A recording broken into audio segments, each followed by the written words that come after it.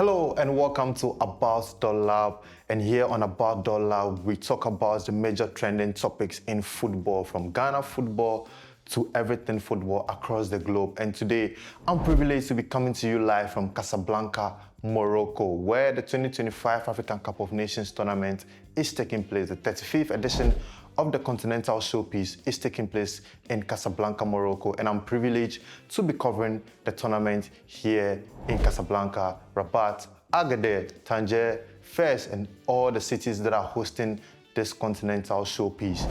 On About.Lab, one thing that we welcome is your opinions. So don't forget that today's conversation that I'm going to focus on the African Cup of Nations on round one so far. I'm going to talk about my standout moments, the results, the best players so far, the statistics, what has transpired, how many goals has been scored, how has attendance been, and everything concerning the AFCON round one. But About.Lab welcomes opinions, so you can drop your comments on the comment section. If you agree with what I'm going to say so far, you can share it. If you disagree, you are free also to share it. So About.Lab welcomes opinions. But before I get into the analysis proper, don't forget, OneXBet is still offering you a 300% bonus if you register with the promo code ABOUTGH. So just pick up a phone, go to OneXBet and just register and just receive your 300% bonus. And also, we have routers to give away on About.GH. We do a lot of giveaways. We have routers to give away. So if you haven't joined our Telegram page, please do so before it's too late. A lot of goodies from About team to give away to our cherished audience. Let me start from the results of round one. And in round one, there were a lot of exciting games, starting from the opening ceremony, where the action itself was preceded by a very, very magnificent or an impressive performance from French Montana and Davido, the Nigerian superstar, being in Rabat at the Prince Moulay Abdallah Stadium to thrill the fans. But after the opening ceremony, Morocco, although they struggled in the first half, got a 2-0 win over Comoros. And then the first draw of the tournament was recorded the next day, where Mali and Zambia played a 1-1 draw. And then South Africa beat Angola 2-1. That's in a very exciting game. Lau Foster, the Premier League man, coming to the occasion with a brilliant winner for South Africa. Then we move to the next game, where Egypt had to battle a very resolute Zimbabwe. Egypt scoring two late goals from Omar Mamouche and Mohamed Salah to seal a 2-1 victory.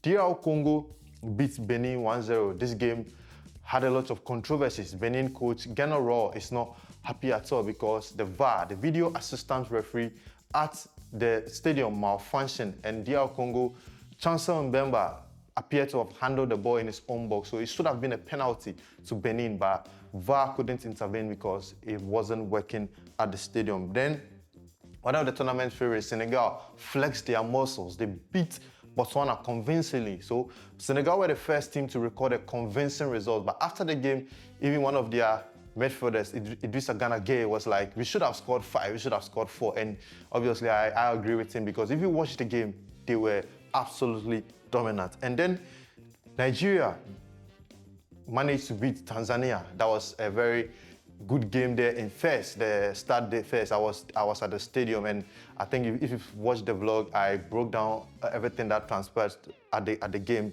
Ademola Lookman scoring the winner for Nigeria. Tunisia also beating Uganda. The North Africans have really done so well so far in this tournament. And then Burkina Faso, Equatorial Guinea, Tapsoba scoring a late winner. Burkina Faso produced the magic. They equalized in the 95th minute, and then Tapsoba headed home the winner in the 98th minute to secure the victory. And in that game, the first red card of the tournament was recorded, Equatorial Guinea player being sent off. Algeria, with Riyad Mahrez, who since he left the Premier League, a lot has not been heard about him, but he was absolutely brilliant in that game, scoring 2 good goals as Algeria beat Sudan 3-0. Ghanaian interest, Kwesi Appiah, the coach of Sudan, admitted that Algeria were too much for them to handle. Ivory Coast, defending champions, beat Mozambique 1-0. And then Cameroon wrapped up round one with a hard-fought 1-0 victory over Gabon, a game that surprised many given what has transpired prior to the tournament, and nobody gave Cameroon a chance of even winning at least a game, and especially this game, given Gabon's fine form coming into this tournament. But Cameroon, they like to thrive on chaos, or they like to prove everyone wrong when they are completely written off. So they secured a 1-0 win over Gabon. So this is how the table is looking up. Let's look at Group A. From Group A, Morocco have 3 points because they won their opening game, and followed by Mali, Zambia, and Comoros with no points. In Group B, there's South Africa who have 3 points, Egypt have 3 points, Zimbabwe, Angola have no points in that group. Group C, there's Tunisia with 3 points, Nigeria with 3 points, Tanzania, no points, and then Uganda with no points. In Group D as well, Senegal with 3 points, 3 goals scored, none conceded. DR Congo, 3 points, 1 goal scored, none conceded. So Benin and Botswana occupy the 3rd and 4th places respectively. Group E, Algeria lead the pack with 3 points. Burkina Faso follows closely with 3 points. Equatorial Guinea, no points, and Sudan as well with no points. Group F, Cameroon with 3 points, Ivory Coast 3 points, Gabon no points, and then Mozambique with no points. So the thing about this AFCON is that the first 2 teams, like the first and second from each group, is going to progress straight into the knockout phases. But there's also a chance for a team that finishes 3rd in the group to progress. So far, this is how the ranking of the 3rd place teams is. Zambia are first on the ranking for the 3rd best place teams. They are first, followed by Tanzania, Equatorial Guinea, and Zimbabwe. But a lot is going to change during the course of the tournament as we play match day 2 and match day 3. So after this, I've given you the results and the standings. Let me move to my standout moments, and I've picked some very, very standout moments from the round 1 of the game that have been witnessed. I think my first standout moment has to be in Rabat. The opening ceremony was absolutely spectacular. I talked about it in my opening remarks, and I have to say I was there and I really enjoyed the occasion. 60,000 capacity stadium being filled to the rafters. Before the game, we saw the Crown Prince of Morocco coming to the field, defying the rain, stepping onto the pitch to do the ceremonial kickoff. That was something that really, really got the fans and the crowd buzzing. It was a spectacular event. The football on the pitch was intense. It was interesting. Morocco missed the first half penalty, but they still recovered. Brahim Diaz, obviously not born in Morocco, born in Madrid, played for Spain for 1 match, but still decided to switch to Morocco. And I can tell you for a fact that he's absolutely loved here, and it befitting that he got the first goal of the tournament. So standout moment has to be Matchday One, or has to be with the first game of the opening ceremony. Another standout moment has to do with the Algeria-Sudan game, and that game drew a lot of international attention, or it drew a lot of buzz from the international media, simply because there was a legendary figure at the stadium. Zenedine Zidane was at the stadium in Rabat to watch his son, Lucas Zidane. And Lucas Zidane was very okay. He had an impressive performance in goal. He kept a clean sheet, and his father was absolutely proud of him. One thing that caught my attention, or one thing that from the game that drew a lot of applause, was that when the camera panned to, or when Zidane appeared on the big screen at the stadium, everyone at the stadium gave Zidane a standing ovation. It tells you how loved he is in Africa. Although he didn't play for Algeria, he's still loved, and Africans still revere him and his impact in football. So it was a brilliant moment and a brilliant occasion for the African Cup of Nations tournament in Morocco.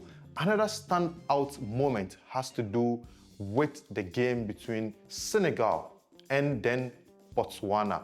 I think this game had a lot of attacking threats, and Senegal absolutely dominated this game. And I love the fact that they stamped their authority right from the onset, because this is a team that many people have said that are favorites to win this tournament, and this is how favorites play. This is how favorites play, and they lay down the marker. They could have scored more. As I said earlier, Idrissa Gana Gueye coming out of the press conference saying they should have scored more, but they couldn't. I think they flubbed their lines a couple of times, but that's another standout moment. And also, the fans at the stadium has also been a standout moment. The fans defying the rain. We are in the winter season in Morocco. A lot of showers and rains. 1 minute is the sun is out, another minute is raining. But the fans have been very, very consistent. In as much of the weather, they don't mind it, and they are always showing up. And I'll come to that, and I'm going to back it with some stats when I get into the stats region. But it's also an encouraging sign, because a lot of people talked about the timing of the African Cup of Nations not being right, because obviously it's winter and it's cold out there. But the fans have defied the weather and are showing up.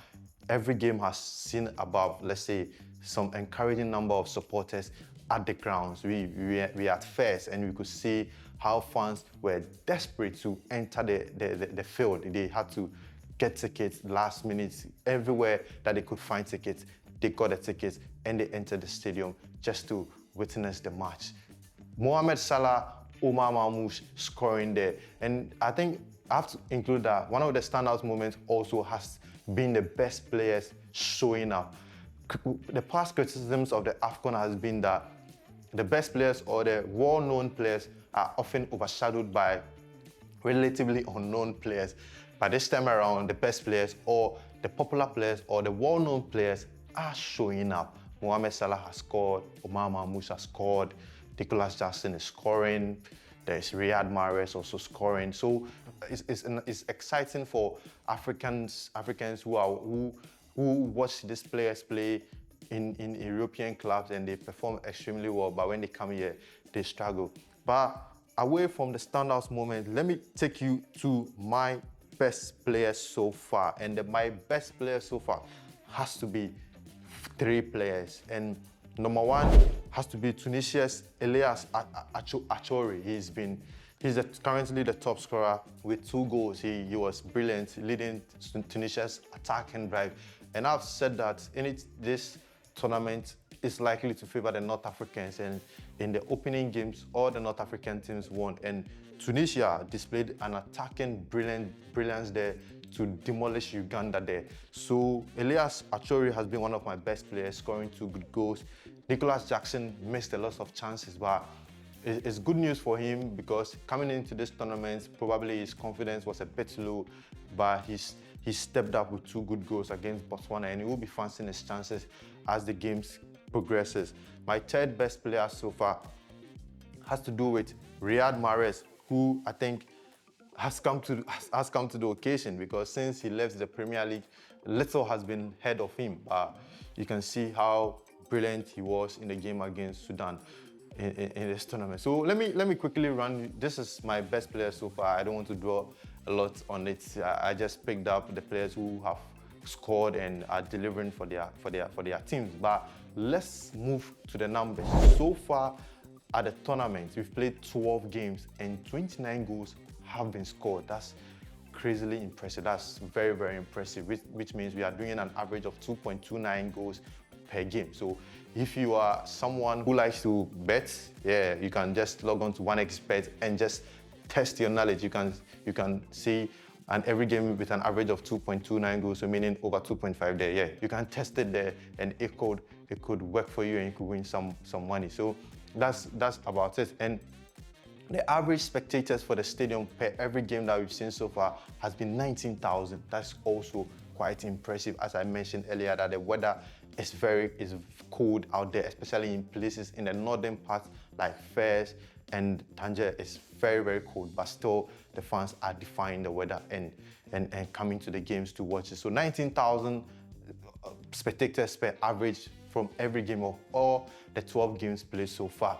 And also another stats that you have to note is that they've recorded only 2 red cards, or we've recorded 2 red cards, and which means the indiscipline level, somewhat, I don't know how to put it, I don't know, maybe you would think 2 red cards is too much after 12 games, but I think it's okay, because the indiscipline level has not been that bad. No off-field issues, nobody heckling referees and nothing like that. It's strictly, and all the red cards have been deserved ones. So 2 red cards so far from 12 games. So that's it for the statistics, and let's move on to what is to come in match day 2 to wrap up this analysis. In match day 2 is going to see a lot of interesting games. I trust you. There are a lot of seeded teams who are going to face off in match day 2 of the African Cup of Nations tournament. We are going to have, what's the name? Angola taking on Zimbabwe. Both teams did not win their opening matches, but this means it's going to be a crunch match for these 2 teams to pick up the maximum points. Egypt, South Africa. This is a game that have like, let's say, I've bookmarked since the draw was conducted somewhere last year. This is a game that I've bookmarked for a very long time because there's a lot of backstories. Egypt couldn't win the 2019 AFCON they hosted because South Africa showed up and destroyed everything they had planned. South Africa beats them 1-0 in Egypt, in Cairo International Stadium there in 2019. So Egypt will be out there for a revenge, but South Africa can prove stubborn or are a very stubborn side. Zambia will take on Comoros. Zambia, I hope Patson Dakar is fine because after scoring the equalizer against Mali, he attempted a backflip, or he attempted a celebration that didn't go too well, ended up with his neck, trying to almost injuring his neck. That would have been disastrous. And then the big one in Group A, also on Friday, will be Morocco versus Mali. Big game. Morocco, I think if they really want to win this tournament, this is their first major test. Comoros wasn't wasn't a major test. This is their first major test because Mali under Tom Saintfiet are going to prove to be stubborn in this game, and they have a lot of quality in their team to worry Morocco in this game. Then there is Benin, Botswana. I think this game could go either way. Maybe Benin are going to step up and secure a victory. Senegal, DR Congo, big game. Remember in the World Cup qualifiers, they faced off twice, Senegal being a better team and eventually beating DR Congo. I think the memorable one from the World Cup qualifiers has to be the game between these 2 sides in Kinshasa, when DR Congo took a 2-0 lead and they thought they had done enough to secure a victory and also secure the top spot and qualify automatically to the World Cup in United States, Qatar, and Mexico. But Senegal, quality, a lot of quality. Mane, Ismail Assar, Pape Matar, all these guys coming, showing up and scoring 3 goals in the second half to decide the contest in favor of Senegal to win 3-2. So this is a game that has a lot of implications. That's going to be very, very intense, very. I'm expecting a huge battle in this game, and DR Congo will be out there for revenge. But Senegal also, if they should navigate this one, then it means they are truly and well prepared to win this tournament. And then there's a huge East African derby between Uganda and Tanzania. I tell you what, don't miss this match because a lot is going to take place in this match. Uganda chasing their first win, and Tanzania also chasing their first ever victory at the African Cup of Nations tournament. So it's going to be a lot of chaos, a lot of intensity, a lot of fight. East Africans are going to show up at the stadium. It's going to be massive. Probably a dress rehearsal for what is to come in 2027 there. And then the big one, Nigeria versus Tunisia. This game has also some backstory, and Nigeria will be out there for a revenge. Nigeria thought they were well grilled or well prepared to go all the way to win the 2019 AFCON. But Tunisia stunned them in the round of 16 in Sakni with a long-range drive that literally ended goalkeeper Maduka Okoye's international career. Since then, he hasn't been the same again. But Nigeria will be out there for a revenge because after the game against Tanzania at the press zone, Alex Iwobi was asked about what he thinks about this game, and the question was, we thought we were going to win the question came from a Nigerian journalist, and she said, we thought we were going to win the 2019 AFCON because we started brilliantly. We beat Egypt and got 9 points in the group. So we thought it was going to be a straightforward victory in the knockout phase against Tunisia, and then we lost. do you still think about this game? And Iwobi was very, I think he paused a bit before answering this question because he knew what happened there, but probably Nigeria will be well prepared because they have a lot of quality also. Ademola Lookman, Victor Osimhen, who hasn't scored, he had a goal disallowed for offside. He will be trying to score in this particular game. Gabon, Mozambique. Could Mozambique finally win an AFCON match? Huge against Gabon, who are also wounded. The Panthers will be coming into this game looking to overcome what happened to them in their first match against Cameroon, and they will try to secure a victory in this game. So Gabon, Mozambique is also one to watch. And then there is Equatorial Guinea versus Sudan, another interesting game to keep an eye on because these two teams have both lost their opening games and will be trying to secure 3 points. For the Ghanaian interest, James Kwesi is the coach of Sudan, and he will be looking to record his first win with Sudan. Sudan have struggled very well because they came into this tournament. Sudan is actually currently in war, it's a war-torn country, but they managed to qualify for the AFCON without playing a single match at home. So they've done extremely well, but the icing on the cake will be to secure at least 3 points in this tournament. And then there is Algeria versus Burkina Faso, both teams coming into these games with victories. Algeria dismantling Sudan and Burkina Faso using the hard route to beat, Equatorial Guinea in their first match. So it's going to be a test. Algeria, can they go all the way to win this tournament? I think they have to test themselves, or they have to prove themselves if they can be considered favorites, because in the last 2 editions of the AFCON, Algeria have actually crashed out in the group stages. So starting right was the agenda of their head coach Petkovic. He wanted a fast start to the tournament, and he's got it. But can they build on the fast start and secure victory against Burkina Faso? We will see how it goes there. And then the big one, the West African derby between 2 former champions, Ivory Coast and Cameroon. A lot of eyeballs is going to be on this game because these 2 teams have come into this tournament with different backgrounds. Ivory Coast, it feels like everything is war in their camp.